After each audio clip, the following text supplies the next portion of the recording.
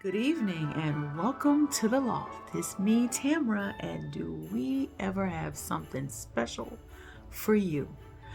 My late husband, Minister Robert Douglas Loftlin, affectionately known to me as Bobby.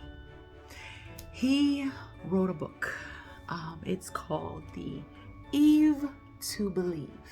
It is a beautiful, beautiful book about the real true meaning of Christmas. How the meaning of it has been lost in translation over the years with the hustle and bustle of the holiday. However, the faith that was withstood by so many to be able to bring that back to life again. It's an amazing book by an amazing man, and his heart was so in it. He absolutely loved Christmas. His dad, his father, he really brought that to life for him as a child, and he would talk to me about it all the time, where it just triggered him to write a book about his love of it, and also about how we've stepped away for the true meaning, which is our Savior's birth, Jesus Christ, and family, and togetherness, and happiness, and joy. And this book brings that back to life. And there's a journey through it, but it shows you, it restores. It restores the true meaning of Christmas. And it brings that magical sense that I feel that we're missing in today's world. I want to begin with reading the back of his book, and then we have something very special to present to you on this evening. This book is not just a holiday story, but an everyday story. It teaches that we all face adversity, have our ups and downs, and make mistakes to lose our way. But with God, we find the answer if we focus, adjust, and believe. One day, there was a man named Eric, a simple, self-employed delivery guy in a town like yours. This story will tell the tale of a man who wanted the holidays to just disappear. I know we can all relate to that right now. Even better, a place to hide until they were all over. But Eric finds out that God's plan overrules our own. And that is truly a blessing, and that is the truth. And this book is a blessing, and I am honored to be able to share it with you in honor of my love's memory. Thank you for tuning in, and be ready to enjoy what we have to present to you on this evening. Merry Christmas and happy holidays to you all. Bye-bye for now. Stay tuned. Eve to Believe, Chapter 1, My Diary Entry. A miracle. What is it? Some describe it as a paranormal experience, others as something unexplainable, an event brought about by magic or a supernatural being. In my profession, we call that being God. The Bible also explains it as an unusual event caused by the power of God. For example, how after Lazarus being dead for 4 days, Jesus brought him back to life. Could you imagine sitting there with his sisters as he came walking out of the tomb? That's in John 11, verses 33 to 44. A great story.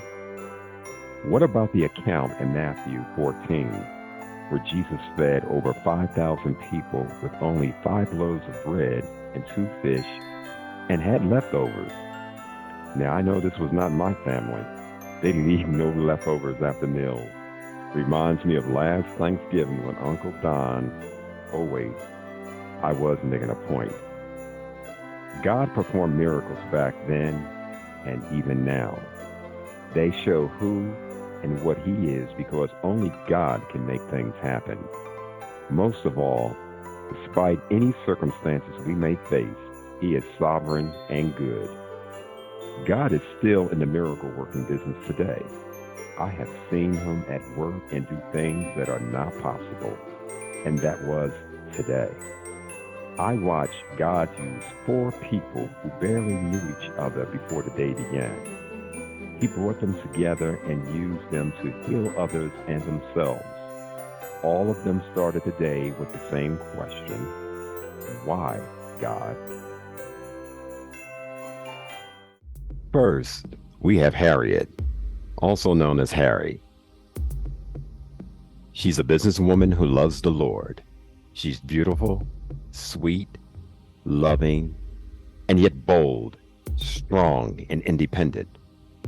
Unfortunately, she lost her father 2 years ago and had to take over his restaurant tavern business in the small town. God is able to do exceedingly and above all you can ask for or even think. Your situation is not as bad as we think it is. Besides, it's that time of the year for miracles. Next, we have Billy, the diva. She's a 5-time Grammy winner, a jazz and R&B vocalist who has performed with many artists and quite successful at her craft until the traveling and limelight got the best of her. She started to rely heavily on the bottle to ease her stress and pain and hit rock bottom and began losing all hope. Can her faith be restored? Girl, please. You, your God, Christmas carols, Christmas, I don't know, miracles. Like, y'all get on my nerves this time of year. You know, y'all have never really, no one has really ever taken me serious enough to answer any of my questions. Like, I think they just look at me like I'm some drunk diva, you know, afraid to ask any questions. We have David. He's the traveling businessman who loves his family deeply and was determined to spend Christmas time with them. However, his plans were interrupted by a flight delay. So he's frustrated and disappointed that he may not make it home to see his family for Christmas.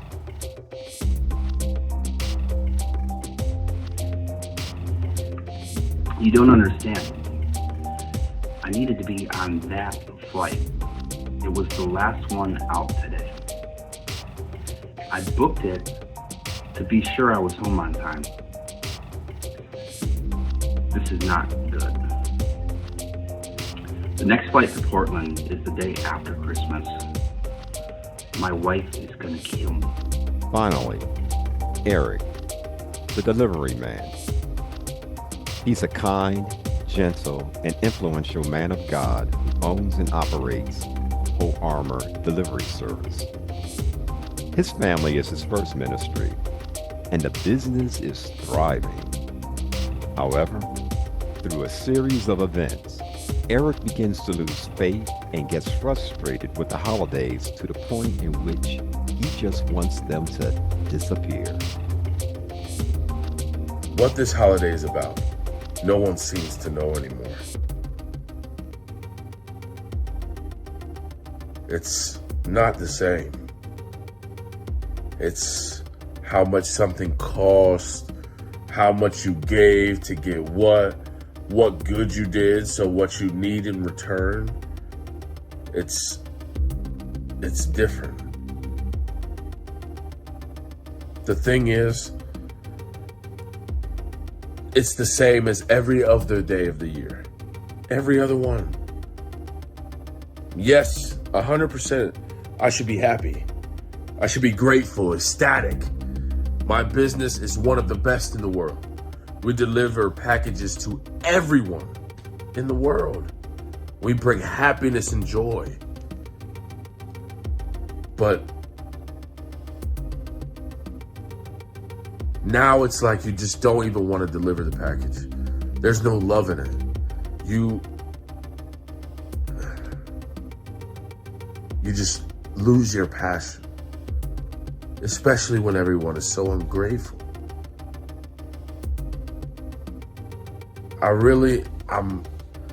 I'm tired. Now, my son Chris, he's strong. He's doing his own thing. And I wish him nothing but happiness. But I need somebody to take over. Now, do not tell Selena this. Do not tell my wife. But he really is better off where he is. Being happy. Doing what he loves. Keeping the passion alive.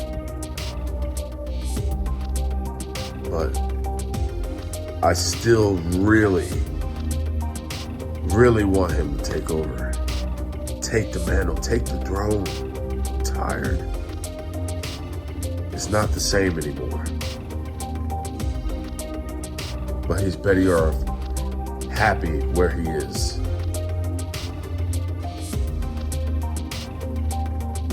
Where is God in this? Why has he abandoned my vision? My purpose?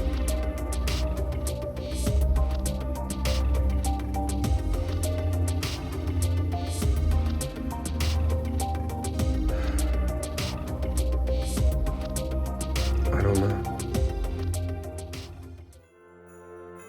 Will these 4 individuals' faith be restored in time for the holidays? Make sure to get your copy of E to Believe to find out. Happy holidays.